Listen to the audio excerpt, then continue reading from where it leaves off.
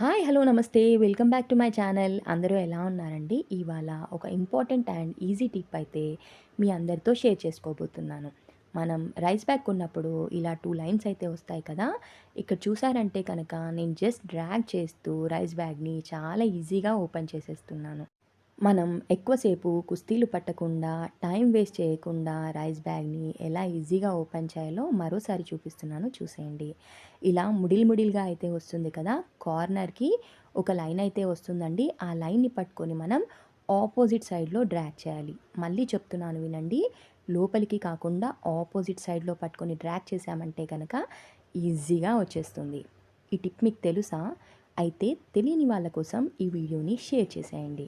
నా వీడియోస్ నచ్చుతున్నాయా? నా వీడియోస్ కనుక నచ్చితే ఏం చేయాలి? Like, share and subscribe. అబ్బా! ఇది కూడా షేర్ చేయాలా అనుకుంటున్నారా? తెలియని వాళ్ళకి ఇది చాలా యూజ్‌ఫుల్ అండోయ్!